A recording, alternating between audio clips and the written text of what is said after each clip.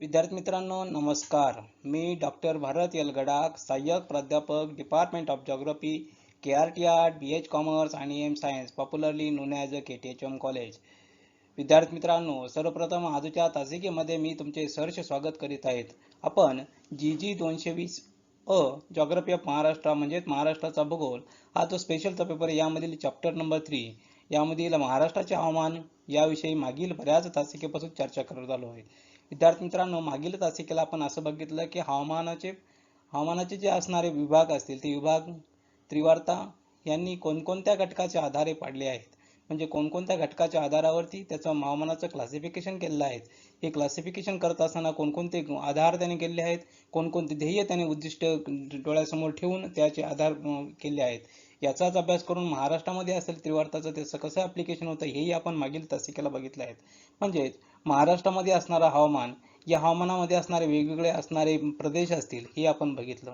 पण यामध्ये हेही असू शकतो की वेगवेगळे प्रदेश असू शकतात की ज्या ठिकाणी असणारे आपण बघितलं की अतिशय कमी पाऊस पडणारा प्रदेश असेल, जास्तीत जास्त पाऊस पडणारा प्रदेश असेल आणि कमी पर्जन्य असणाऱ्या प्रदेशामध्ये असणाऱ्या समस्या वेगवेगळ्या असतात. जास्त पर्जन्यमान असणाऱ्या प्रदेशामध्ये वेगवेगळ्या समस्या असू शकतात. या समस्या सोडवून असताना किंवा या समस्याचं व्यवस्थापन करत असताना प्रत्येक गोष्टीचा आपल्याला त्यासाठी विचार करावा लागतो. म्हणजेच एखादी गोष्ट जर ज्या ठिकाणी जास्तीत जास्त पाऊस पडत असेल तर त्या ठिकाणची असणारी समस्या असेल तर ती वेगळ्या स्वरूपाची असू शकते. पण त्याच विरुद्ध साईडला आपण जर बघितलं ज्या ठिकाणी अतिशय कमी स्वरूपाचा असेल, म्हणजे ज्या ठिकाणी पाऊस कमी पडत असेल त्यामुळे निर्माण होणाऱ्या ज्या समस्या असेल त्या वेगळ्या स्वरूपाच्या असू शकतात. अशा प्रकारे अशाच एका आपण ज्या ठिकाणी पर्जन्यमान असेल, तापमान असेल आणि या हवामानाच्या मूलभूत अंगाविषयी आपण अभ्यास करत असताना असाच एक रिजन किंवा असाच एक प्रदेश की ज्या प्रदेशाचं आज आपल्याला विचार करायचा आहे, म्हणजे तो प्रदेश म्हणजे आपण म्हणतो असतो दुष्काळ किंवा ड्रॉट कशाला म्हणायचं किंवा दुष्काळ कशाला म्हणायचं, या ड्रॉट प्रोन एरियामधला त्याचे प्रॉब्लेम्स काय, ड्रॉट एरिया कशाला म्हणायचं, ड्रॉट एरियाची नेमकी व्याख्या वेगवेगळ्या शास्त्रज्ञांनी असतील, वेगवेगळ्या तज्ज्ञांनी असतील किंवा वेगवेगळ्या असणाऱ्या संस्थांनी असतील कशी प्रमाणे केली आहेत. त्याचबरोबर ह्या ड्रॉट प्रोन एरियाची म्हणजे ह्या कमी पाऊस पडणाऱ्या प्रदेशाची किंवा ज्या ठिकाणी असणाऱ्या प्रदेशाची नवनवीन समस्या काय किंवा प्रॉब्लेम्स काय आहेत आणि या समस्या असताना त्यांचे प्रॉब्लेम असणारे ह्या प्रॉब्लेम किंवा त्या प्रॉब्लेम करण्यासाठी व्यवस्थापन कसं करायचं किंवा मॅनेजमेंट कसं करायचं, ह्याही गोष्टी आपल्याला ह्या टॉपिकमध्ये विचार करायचा आहे. विद्यार्थी मित्रांनो, या drought prone area problem and management या टॉपिकमध्ये आपल्याला पहिल्यांदा प्रथम बघणार आहोत की ड्रॉट प्रोन एरिया म्हणजे काय, ड्रॉट प्रोन एरिया महाराष्ट्रातील कोणकोणते ड्रॉट प्रोन एरियामध्ये क्षेत्र आहे त्याचाही आपल्याला विचार करायचा आहे आणि महाराष्ट्रामध्ये ह्या ड्रॉट प्रोन एरियामध्ये कोणकोणत्या समस्या निर्माण झाल्या आहेत त्या मानवनिर्मित असतील किंवा नैसर्गिक असतील यांचाही आपल्याला विचार करायचा आहे. आणि ह्या समस्या सोडवण्यासाठी कोणकोणत्या प्रकारचं महाराष्ट्र शासनाच्या पातळीवर असेल, जिल्हा पातळीवर असेल किंवा तालुका लेवलला असेल किंवा गाव लेवलवरती असेल तर कोणकोणत्या प्रकारे मॅनेजमेंट केलं की जल व्यवस्थापन केलेलं आहे किंवा ड्रॉटपॉन्टच्या समस्या कमी करण्यासाठी कोणकोणतं नियोजन केलं आहे, ह्याची गोष्टी आपल्याला ह्या ठिकाणी ह्या टॉपिकमध्ये चर्चा करायची आहे.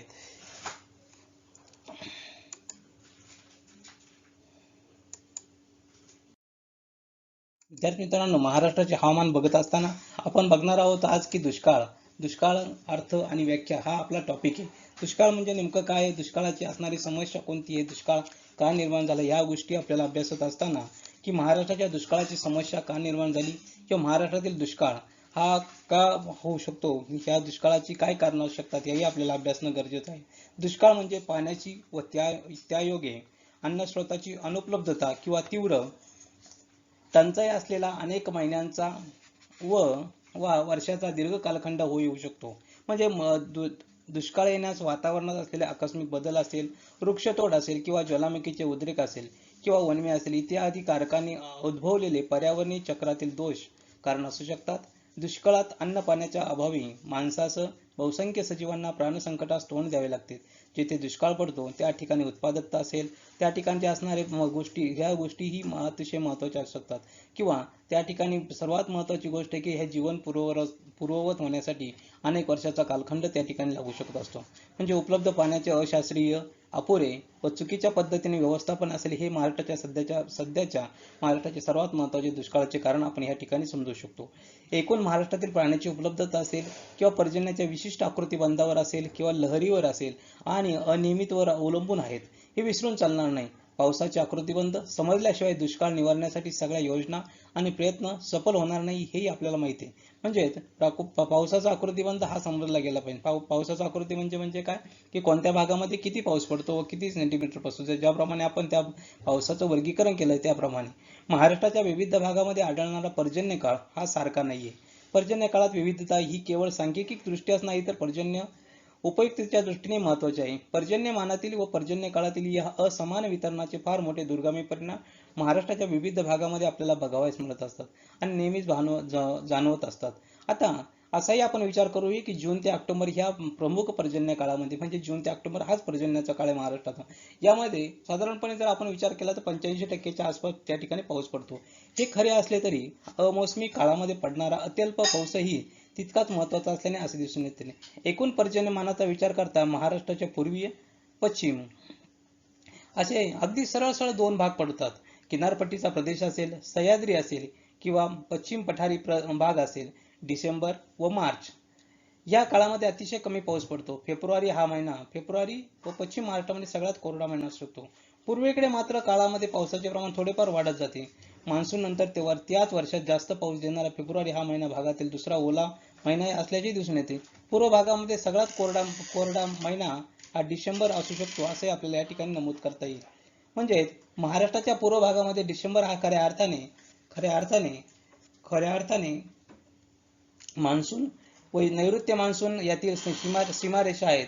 पूर्व भागामध्ये हिवाळी पर्जन्य जानेवारी, फेब्रुवारी, मार्च या महिन्यात सामान्यपणेच असतो. मात्र त्याचप्रमाणे केवळ 50 ते 60 सेंटीमीटर 50 ते 60 मिलीमीटर एवढेच नाही तर या काळामध्ये भंडारा येथे 35 मिलीमीटर असेल, चंद्रपूर येथे 25 मिलीमीटर असेल, तर अमरावती, नागपूर यामध्ये अनुक्रमे केवळ 16 मिलीमीटर असेल, 23 मिलीमीटर असेल एवढ्या पावसाची नोंद या भागामध्ये होत असते. पश्चिम महाराष्ट्र यावेळी पूर्णपणे कोरडाच असतो. या सर्व पर्जन्य आकृतिबंधामध्ये पर्जन्य दिनाला खूप महत्व आहे. म्हणजे सामान्यपणे जर आपण असाही विचार केला की महाराष्ट्रामध्ये वर्षभराच्या 3 पेक्षा कमी पर्जन्य दिन कुठे नसतात. सर्वात जास्त म्हणजे 125 पर्जन्य दिन आंबोली घाटामध्ये हे आपण बघितले किंवा अनुभवले आहेत. या ठिकाणी नोंदवले जातात. कोकणामध्ये संपूर्ण वर्षामध्ये 80 ते 100 पर्जन्य दिन, तर महाराष्ट्राच्या सह्याद्री घाटामध्ये जर आपण बघितलं गेलो तर या ठिकाणी 100 ते 125 या पठारी भागामध्ये ते 30 ते 60 दिवस असतात. पूर्ण महाराष्ट्रात हेच प्रमाण 50 ते 75 पर्जन्य दिन एवढेच असते. जुलै हा मोसमी महिन्यामध्ये नेहमी सर्वात जास्त पर्जन्याची नोंद होत नाही, तर काही ठिकाणी ती ऑगस्टमध्येही होते असे आपल्याला या ठिकाणी म्हणता येईल. महाराष्ट्राच्या कुठल्याही भागात गेलो मुर्दे साठवलेले पाणी वर्षभर टिकून राहील एवढंच असं कुठलीही मृदा महाराष्ट्रामध्ये आढळत नाही. महाबळेश्वर असेल, माथेरान असेल यासारख्या जास्त वृष्टीच्या भागातले जमिनीत पाणी साठत नाही. नोव्हेंबर व मे मध्ये सगळीकडे पाण्याचे दुर्भिक्ष जाणवते. महाराष्ट्राच्या पूर्वेकडे ऋतूत थोडाफार पाऊस पडतोय, पण तो सगळाच कोरड्या जमिनीची धारण क्षमता वाढवण्यात खर्च होतो. ह्या आणि जास्त पाण्याचा काहीच उपयोग होत नाही. महाराष्ट्रात आपण बघितलं गेलं तर महाराष्ट्राच्या किनाऱ्याकडून सह्याद्रीच्या दिशेने ज्या गतीने वाढत जातो त्याच पेक्षाही जास्त वेगाने तो सह्याद्रीकडून पूर्वेकडे कमी होत जातो. सह्याद्रीचा जास्त पर्जन्याचा म्हणजे 4000 ते 6000 मिलीमीटर पर्जन्य प्रदेशाच्या पूर्वेकडे 100 होते. 100 किलोमीटरच्या पट्ट्यामध्ये पाऊस झपाट्याने कमी होतो. याचे प्रमाण 500 मिलीमीटर इतक्याही होते. तर खऱ्या अर्थाने सह्याद्रीच्या हा पर्जन्याचा प्रदेश तयार होतो असं आपल्याला या ठिकाणी म्हणावं लागेल.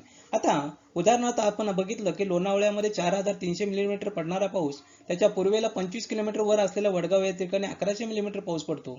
तर 60 किलोमीटर तर पुण्यामध्ये असणाऱ्या 660 मिलीमीटर पाऊस पडतो. त्याही पुढे आपण गेल्यानंतर जेजुरी असेल, बारामती असेल, अकलूज असेल, फलटण येथे केवळ 550 मिलीमीटर एवढाच पाऊस कमी होत जातो. म्हणजे पूर्व विदर्भाच्या दिशेने आपण जर एखाद्या पर्जन्यमानामध्ये थोडीफार वाढ होताना दिसते. येथे आपण असाही विचार केला आहे की 800 ते 900 मिलीमीटर इतका पाऊस होतोच. म्हणजेच राज्यभराचा पर्जन्यालेख जर आपण बघितला तर त्यामध्ये खूप अनियमितता दाखवली असंही आपल्याला या ठिकाणी नमूद करावं लागेल. राज्यात उपलब्ध होणाऱ्या एकूण पर्जन्यापैकी कोकण असेल किंवा सह्याद्रीतील बरेचसे पावसाचे पाणी पृष्ठप्रवाहाच्या स्वरूपात वाहत जाते. पर्जन्य छायेच्या प्रदेशात मुळातच पाऊस कमी पडतो. आता पाण्याचे आधिक्य असेल, कमतरता असेल याचा आलेख काढणे स्पष्टपणे दिसते की पर्जन्य छायेच्या प्रदेशात भूपृष्ठ जलाची उपलब्धता होण्याइतके पाण्याचे आधिक्य वर्षभरात केवळ सप्टेंबर ऑक्टोबर महिन्यातच आढळते. परभणी असेल, उस्मानाबाद असेल, बीड असेल इथे केवळ 74 ते 80 मिलीमीटर एवढाच पाऊस होतो. म्हणजे इतकीच नेहमी दुष्काळी परिस्थिती. अशा तऱ्हेने या नेहमीच्या आकृतिबंधावर आधारित असणाऱ्या पाण्याची उपलब्धता व्यवस्थापन करणे, दुष्काळी परिस्थितीचा अंदाज घेऊन त्याचं भाकीत करणे शक्य होते. इस्रायलमध्ये अत्याधुनिक शास्त्रीय यंत्रणा वापरून शेतकऱ्यांना अशा तऱ्हेने आपत्तीची सूचना प्रभावीपणे राबविल्या आहेत. आपल्याला ते करता येईल ते कठीण नाही असे आपण या ठिकाणी नमूद करतो. मात्र त्यासाठीच निसर्गाने ठरलेल्या भौगोलिक मर्यादा व तो देत असलेल्या सूचना यांचे नेमके आकलन घेणे आवश्यक आहे. हे करण्यासाठी संपूर्ण महाराष्ट्राच्या पर्जन्यवृष्टीचा सविस्तर अभ्यास करणे ही आपल्याला सर्वात महत्त्वाची गोष्ट आहे. म्हणजे पर्जन्यमानाची ठिकाणे असतील अशा पद्धतीने वाढविणे आवश्यक आहेत. उदाहरणार्थ कोकण असेल, सह्याद्री असेल, महाराष्ट्राच्या पठारी भागाचा पश्चिम भाग असेल, मराठवाडा असेल, विदर्भ असेल, येथील पर्जन्यमान, पर्जन्य दिन, पर्जन्यकाल, तापमान, वायुभार अशी सर्व माहिती आजच्या मोठ्या प्रमाणात उपलब्ध होईल. नैऋत्य असेल, ईशान्य मोसमी वारे अशा या दोन्ही कालखंडाची माहिती गोळा करणे आपल्याला आवश्यक वाटते. म्हणजे याचबरोबर असंही आपण म्हणू शकतो की या गोष्टी अभ्यासत असताना किंवा माहिती करत असताना महाराष्ट्राच्या कोकण, सह्याद्री व पश्चिम पठारी भागाप्रमाणेच विदर्भ, मराठवाड्यात असे GPS सारखे आधुनिक साहित्य किंवा त्याला स्थान निश्चिती तंत्र किंवा ग्लोबल पोझिशनिंग सिस्टीम या किंवा उपग्रह प्रतिमा किंवा त्याला आपण म्हणतो उपग्रह प्रतिमा असे म्हणतो किंवा सॅटेलाइट इमेजेस असं म्हणतो, यांना उंच संकल्पना दाखवणारे विविध नकाशे त्या ठिकाणी तयार करणे गरजेचे आहेत. प्रत्येक विभागासाठी वेगवेगळे नकाशे तयार केले गेले पाहिजे आणि त्याची उपयुक्तता नक्कीच वाढेल असं आपल्याला म्हणावं लागेल. म्हणजे ह्या सर्व विभागाकडून असणारा जलाचा ताळेबंद किंवा त्याला म्हणतात वॉटर बजेट हे आपण त्या ठिकाणी समजून घेतलं पाहिजे. म्हणजेच पाण्याचे आधिक्य असेल किंवा कमतरता असेल हे दाखवणारे आलेख जर केले त्याचा नक्कीच फायदा या ठिकाणी होऊ शकतो. म्हणून अशा वेगवेगळ्या गोष्टी अभ्यासत असताना आपल्याला महाराष्ट्राच्या हवामानातील दुष्काळ ही एक समस्या कशी आहे, या दुष्काळ म्हणजे काय आणि दुष्काळ का दुष्काळाची कोणकोणत्या गोष्टीमुळे किंवा कोणकोणत्या तज्ञांनी वेगळ्या व्याख्या केल्या आहे ते आपण बघणार आहोत. आता थोडक्यात विचार केला तर की आपण असं म्हणत असतो की संस्कृती विना जल किंवा जलाविना संस्कृती ही बाब अशक्य आहे. म्हणजे थोडा विचार जर केला तर संस्कृती विना जल किंवा जलाविना संस्कृती म्हणजे संस्कृती असेल तर जल आहे आणि जलाविना संस्कृती आहे. म्हणजे ज्या ठिकाणी जल आलं त्या ठिकाणी संस्कृती निर्माण झाली, संस्कृती जल निर्माण झालं नाही असंही म्हणावं लागेल. म्हणजे नाईल संस्कृती असेल, सिंधू संस्कृती असेल, अशा वेगवेगळ्या संस्कृती असेल, या संस्कृती ही जलावरती किंवा नदीच्या काठी निर्माण झाली आहेत असे आपल्याला या ठिकाणी म्हणावं लागेल. म्हणजेच पाणी असेल तर समाज असेल, नदी असेल तर समाज असेल, सागर असेल, त्यानंतर सरोवर असेल, भूजल असेल, पर्जन्याचे भिन्न विभाग असेल, हे पातळीवर पडलेले असलेले कृषी आणि पाणी यांचे अतूट नातेसंबंध आहेत. म्हणजे पाणी आणि समाज असेल, पाणी आणि नदी असेल, सागर आणि याचे संबंध असले म्हणजे जर कृषी चांगल्या प्रकारे विकसित व्हायची असेल तर पाणी आवश्यक आहे. जर चांगल्या प्रकारे अनुकूल अशा प्रकारे जर कृषीचा विकास होण्यासाठी असेल तर पाणी अतिशय महत्त्वाचा घटक आहे. ज्या ठिकाणी पाण्याची कमतरता आहे त्या ठिकाणी असणारी कृषीची अवस्था आपण बघत असतो. पण ज्या ठिकाणी मोठ्या प्रमाणात पाण्याची उपलब्धता आहे त्या ठिकाणी असणारी कृषीची अवस्था आपल्याला चांगल्या प्रकारे विकसित झालेली दिसून येत असते. म्हणजे ह्या गोष्टी कृषी आणि पाणी यांचं अतूट नातं आपल्याला ह्या ठिकाणी नमूद करता येईल. त्यानंतर पाणी ही नैसर्गिक देणगी हे सर्वांना माहिती आहे की पाणी ही नैसर्गिक देणगी आहे आणि नैसर्गिक देणगी असल्यामुळे निसर्गामध्ये मानवाच्या गरजा पूर्ण करण्याची ताकद करण्याची क्षमता ही आहे. पण ह्या निसर्गामध्ये असणाऱ्या मानवाच्या वेगवेगळ्या गरजा असेल, अन्न, वस्त्र, निवारा, या जरी गरजा मानवाच्या पूर्ण करण्याची ताकद जरी निसर्गामध्ये असली तर निसर्गाला ही ताकद देण्याचं काम हे पाणी ही नैसर्गिक देणगी देत असते, हे आपल्याला या ठिकाणी विसरून चालणार नाही. म्हणजे पाणी असेल तर मानवाच्या गरजा नक्कीच पूर्ण होण्याची क्षमता निसर्गामध्ये निर्माण होऊ शकते. म्हणजेच उदाहरण आपण असंही बघितलं की देशाचे किंवा राज्याचे अर्थकारण असेल किंवा अजूनही पावसाळी शेतीवरच अवलंबून आहे असं आपल्याला या ठिकाणी म्हणावं लागेल. किंवा आपण असाही विचार करत असतो की कुठल्याही देशाचा असेल, कुठल्याही राज्याचा असेल, कुठल्याही एखाद्या प्रदेशाचा असेल, कुठल्याही एखाद्या जिल्ह्याचा असेल किंवा एखाद्या तालुक्याचा असेल किंवा एखाद्या गावाचा जरी आपण विचार केला तर त्या गावामध्ये असणाऱ्या पावसावर असणारं त्याचं अर्थकारण अवलंबून असतं.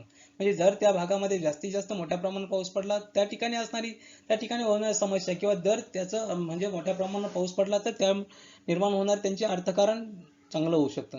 पण जर पाऊसच पडला नाही तर त्यावेळेस अर्थकारणाला थोडासा हे निर्माण होऊ शकते. म्हणजेच या गोष्टी ही अतिशय महत्त्वाच्या आहे की देशाचं किंवा राज्याचं अर्थकारण हे पावसावरच अवलंबून आहे असे आपल्याला या ठिकाणी नमूद करता येईल. किंवा आता आपण त्याचाही पुढचा विचार केला तर जर एखाद्या वर्षी पावसाने थोडीशा दगा दिला की थोडक्यात आपण विचार केला की पाऊस पडला नाही तर काय होते, विकासाची घोडदौड ही राखली जाऊ शकते. म्हणजे पाऊस पाहिजे त्या प्रमाणामध्ये विकास होऊ शकत नाही असे आपण ह्या ठिकाणी म्हणू शकतो. आता पाण्याचा स्रोत म्हणजे फक्त पाऊसच आहे. कुठूनही जर असलं आपण जरी विचार केला, नदी असेल, नाले असेल, कुठलेही असेल, पण पाण्याचा मुख्य स्रोत म्हणून जर आपण विचार करायचा असेल तर तो फक्त पाऊसच आहे असे आपण ह्या ठिकाणी म्हणू नको. आता निसर्ग असेल, पाऊस असेल, पाणी असेल, आता ह्या सर्वचा उपभोग घेण्याचं काम आणि जलाशयाच्या दृष्टिकोनातून अवगत झाल्यामुळे दुष्काळी आणि टंचाईच्या जाणीव कमी करण्यासाठी मानवाने प्रयत्न केले आहेत. म्हणजे आता निसर्ग, पाऊस, पाणी, हवा यांचा उपभोग घेण्याचे ज्ञान हे मानवाला आलं आणि मानवाला आल्यामुळे त्याने काय केलं, जलाशय साठवले. जलाशय साठवले म्हणजे धरणं बांधली आणि जलाशय साठवल्यामुळे काय झालं, ज्या ठिकाणी दुष्काळी भागामध्ये खरोखर पाण्याचे दुर्भिक्ष होतं किंवा ज्या ठिकाणी दुष्काळाची किंवा पाण्याची टंचाई होती त्या ठिकाणी काय केलं, त्या ठिकाणी पाणी नेलं आणि पाण्याने नेलं म्हणजे ह्या सर्व गोष्टी त्याला ज्ञान प्राप्त झाल्यामुळे किंवा नॉलेज असल्यामुळे मानवाने ही टंचाई किंवा दुष्काळ थोडासा कमी करण्यामध्ये प्रयत्न केले आहेत असे आपल्याला या ठिकाणी नमूद करता येईल. आता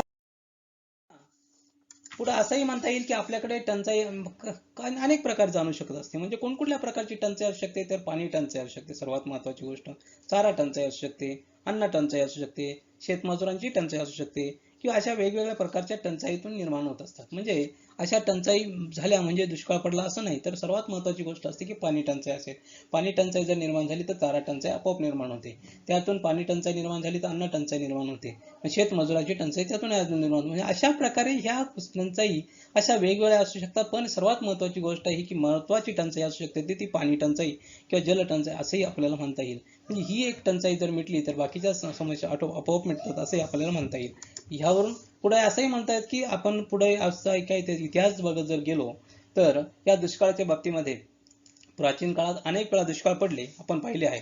म्हणजे सतत 3 वर्षापासून 12 वर्षापर्यंत दुष्काळ पडल्याच्या नोंदीही आपल्याकडे आहेत असं आपल्याला म्हणता येईल. किंवा स्वातंत्र्य मिळाल्यापासून आजपर्यंत महाराष्ट्रामध्ये अनेक महाराष्ट्राने दुष्काळ पाहिले आहेत, अनुभवले आहेत आणि ह्या दुष्काळावरच अनेक प्रकारे मात कशी केली आहे हे महाराष्ट्राने शिकले आहेत. आता 21व्या शतकातील दुष्काळाने कर केला आहे असं आपण म्हणतो. म्हणजे 21व्या शतकातील वेगवेगळ्या दुष्काळ कसे कसे वेगवेगळे आहेत, म्हणजे कोणकोणत्या गोष्टीमुळे मोठ्या प्रमाणावर निर्माण झाले आहे ते असं आपण म्हणू शकतो. कारण 21व्या शतकामध्ये असणारी जगातील लोकसंख्या असेल, महाराष्ट्रातील लोकसंख्या असेल किंवा मोठ्या प्रमाणावर झालेली वाढ असेल, ह्याही गोष्टी त्याला कारणीभूत ठरत असतात असं आपल्याला या ठिकाणी म्हणावं लागेल. आता या कोणकोणत्या समस्या निर्माण होऊ शकतात, तर पिण्यासाठी पाण्याचा अभाव ही एक सर्वात महत्वाची गोष्ट आहे.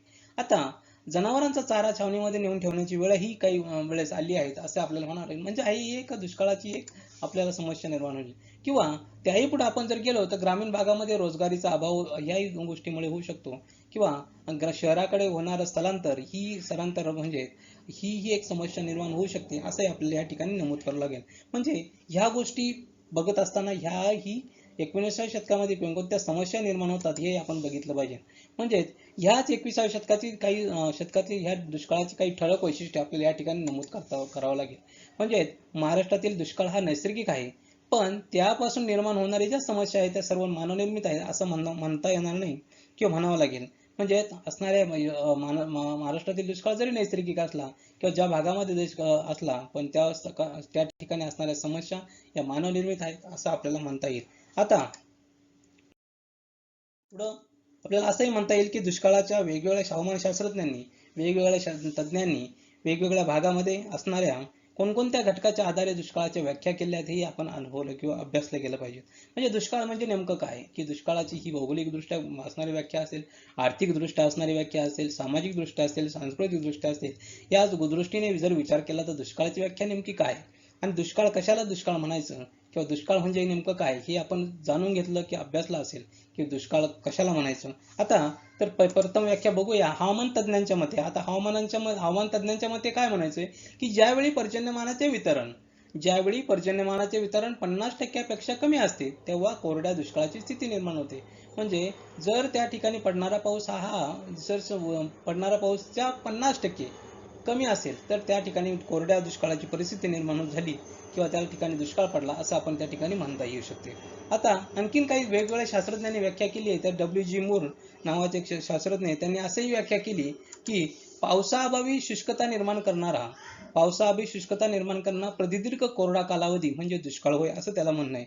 म्हणजे पावसाअभावी म्हणजे कुठल्याही प्रकारे त्या ठिकाणी पाऊस पडलेला नाही. पाऊस पडल्यामुळे त्या ड्रायनेस निर्माण झाला आणि त्यामुळे प्रदीर्घ असा कोरडा कालावधी त्या ठिकाणी निर्माण झाला आणि हा कालावधी म्हणजे दुष्काळ असं त्याचं मत आहे, असं WGN मूर असे म्हणतो. आणि त्याने पुढेही अशी व्याख्या सांगितली की an extended period of dry weather creating extreme dryness due to lack of rain. म्हणजे सर्वात महत्त्वाचं due to lack of rain मुळे त्यामुळे अशी ही ड्रायनेसची परिस्थिती निर्माण झाली आहे. ही is an extended period of dry weather. या गोष्टी यामुळे निर्माण झाल्या असं त्याचं मत आहे. आता ही एक व्याख्या झाल्यानंतर पुढे एक अजून व्याख्या जॅकी स्मिथ नावाचे विचारवंत आहे, तोही असं सांगतो की वनस्पती जीवन असेल आणि पिके असते यांना पिके करण्या इतपत प्रदीर्घ असलेला कोरडा काळ म्हणजे दुष्काळ. म्हणजे वनस्पतीचे पिकं येण्यासाठी लागणारा काळ असेल किंवा वनस्पती जीवन जगण्यासाठी किंवा पिके येण्यासाठी लागणारा काळ असेल, या काळामध्ये जर कोरडा काळ म्हटला गेला तर कोरडा काळ असेल तर त्या ठिकाणी जो असतो त्याला आपण दुष्काळ असं म्हणू शकतो असंही म्हणता येईल. म्हणजे त्याने असंही म्हटलं गेलं आहे की a period of dry weather especially on lasting long enough for vegetating and crop to begin a winter. म्हणजे असंही म्हणता येऊ शकते की वनस्पती जीवन आणि पिके करण्या इतपत म्हणजे वनस्पती जीवन किंवा पिकांचा कालावधी हा 3 ते 4 महिन्याचा असतो. तेवढाचा काळ म्हटला तो असं जर कोरडा असेल तर त्याला आपण दुष्काळ असंही म्हणू शकतो, असं हे जॅकी स्मिथचं मत आहे.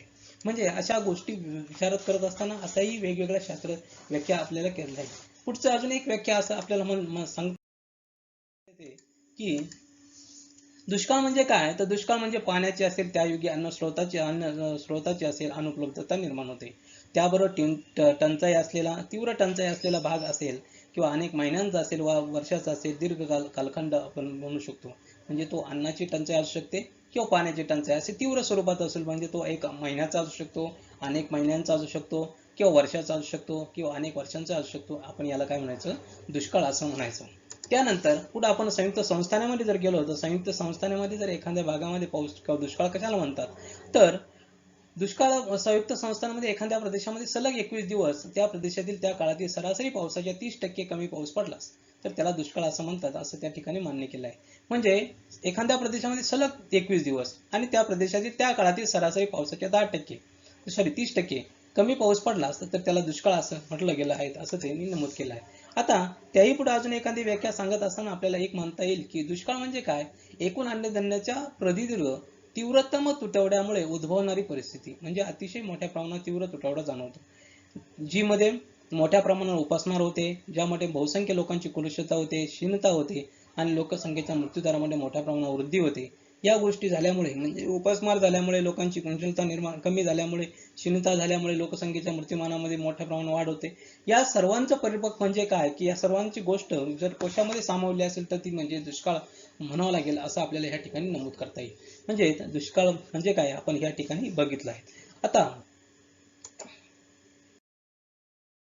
पुढे गेल्यानंतर आपण बघणार आहोत की भारतीय कृषी आयोगाने दुष्काळाच्या व्याख्या ह्या 3 पद्धतीने सांगितलेल्या आहेत. आता कृषी आयोगाने व्याख्या सांगत असताना त्याने जलीय दुष्काळ असेल, कृषी दुष्काळ असेल किंवा वातावरणीय दुष्काळ असेल अशा वेगवेगळ्या दुष्काळाच्या त्याने व्याख्या केल्या आहेत. आता एक बघूया की जलीय दुष्काळ म्हणजे काय. आता जलीय दुष्काळ म्हणजे नेमकं काय, तर जलीय दुष्काळाची व्याख्या करत असताना त्यांनी सांगितलं की भूपृष्ठावरील पाण्याचे प्रमाण कमी होऊन, लक्षात ठेवा भूपृष्ठावरील पाण्याचे प्रमाण कमी होऊन भूमिगत पाण्याची पातळी खाली जाणे, ओढे, नद्या, नाले, सरोवरे, तलाव, विहिरी पूर्णपणे कोरड्या पडणे, याला म्हणायचं जलीय दुष्काळ.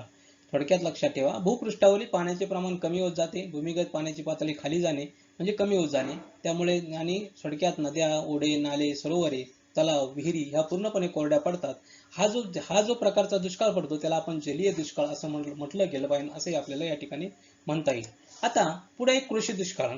आता कृषी दुष्काळ कसा म्हणावा लागेल, तर कृषी दुष्काळ बघत असताना आपल्याला शेतातील उभ्या पिकांना पाणी न मिळाल्यामुळे, सर्वात महत्त्वाची कृषी दुष्काळ का म्हणायचं, शेतातील उभे जे पीक आहेत त्या पिकांना पाणी न मिळाल्यामुळे पिकाची वाढ खुंटते, त्यामुळे अन्नधान्य असेल, चारा असेल याची कमतरता निर्माण होऊन जी परिस्थिती निर्माण होते त्या परिस्थितीला आपण कृषी दुष्काळ असंही म्हणू शकतो. म्हणजे त्यावेळेस काय होतं की त्या ठिकाणी पेरणी झाली आहे पण त्या ठिकाणी पाणी किंवा पाऊसच पडला नाही आणि पाऊस न पडल्यामुळे त्या ठिकाणी काय झालं, पिकांची वाढ खुंटली, त्यामुळे अन्नधान्याची टंचाई निर्माण झाली, चाऱ्याची टंचाई निर्माण झाली आणि अशी जी परिस्थिती निर्माण झाली, ह्या परिस्थितीला आपण काय म्हणतो, कृषी दुष्काळ असं म्हणू शकतो. आता त्यानंतर पुढची एक व्याख्या सांगितली त्यांनी, वातावरणीय दुष्काळ म्हणजे काय. आता वातावरणीय दुष्काळ म्हणत असताना त्यांनी सांगितलं की वातावरणाचा दुष्काळातली एखाद्या प्रदेशात सरासरी पर्जन्यापेक्षा 25% घट झाली. तर असंही याने भारतीय कृषी आयोगाने असंही सांगितलं की एखाद्या प्रदेशामध्ये जर आपण बघितलं तर एखाद्या प्रदेशामध्ये सरासरी पर्जन्य त्याचा आणि सरासरी पर्जन्याच्या 25%ने घट झाली तर त्याला आपण वातावरणीय दुष्काळ असू शकतो म्हणू शकतो असं आपल्या या ठिकाणी नमूद करता येईल. म्हणजे असे भारतीय कृषी आयोगाने दुष्काळाच्या व्याख्या 3 पद्धतीने सांगितल्या आहे. म्हणजे जलीय दुष्काळ असेल, कृषी दुष्काळ असेल किंवा वातावरणीय दुष्काळ असेल असं त्यांनी नमूद केलं आहे. म्हणजे आता या ठिकाणी असणाऱ्या ह्या कृषी आयोगाने सांगितलेल्या दुष्काळाच्या 3 व्याख्या 3 वेगवेगळ्या पद्धतीने आपण या ठिकाणी मांडलेल्या आहेत. अशा प्रकारे विद्यार्थी मित्रांनो, आज आपण महाराष्ट्रातील असणारी दुष्काळाची समस्या किंवा महाराष्ट्रातील असणारा दुष्काळ आणि या महाराष्ट्रातील असणाऱ्या दुष्काळाविषयी असणारं थोडं विचार आपण या ठिकाणी केला आहे. म्हणजे त्यामध्ये असणाऱ्या महाराष्ट्रातील असणाऱ्या वेगवेगळ्या दुष्काळ म्हणजे नेमकं काय, दुष्काळाची असणारी समस्या का निर्माण होते आणि दुष्काळाविषयी असणारा विवेचन आपण ह्या ठिकाणी केलं आहे. म्हणजे दुष्काळाची व्याख्या सांगत असताना WG मूर असेल, जॅकी स्मिथ असेल किंवा संयुक्त संस्थानामध्ये दुष्काळ कसा मानला जातो किंवा भारतीय कृषी आयोगाने दुष्काळाच्या कोणत्या 3 पद्धतीने दुष्काळाच्या व्याख्या केल्या आहेत हे आपण ह्या ठिकाणी बघितलं. विद्यार्थी मित्रांनो, ह्याविषयी कोणाच्या मनात काही प्रश्न, शंका निर्माण झाली असेल तर आपण या ठिकाणी माझा ईमेल ID दिला आहे, त्या ठिकाणी आपण मेल करू शकता. विद्यार्थी मित्रांनो, पुढील तासिकेला आपण बघणार आहोत की महाराष्ट्रामध्ये असणारा दुष्काळ निर्माण होण्याची प्रमुख कोणकोणती कारण आहेत, कोणत्या कारणामुळे दुष्काळ निर्माण होतो आणि ह्या कारणांमुळे निर्माण होऊन त्यामुळे नैसर्गिक कारण असू शकतील, मानवनिर्मित कारण असू शकतील, काही वेगळे सांस्कृतिक असतील किंवा राजकीय कारण असेल. ह्या कारणांचा आपण पुढील तासिकेला विचार करणार आहोत. तोपर्यंत धन्यवाद. Thank you very much.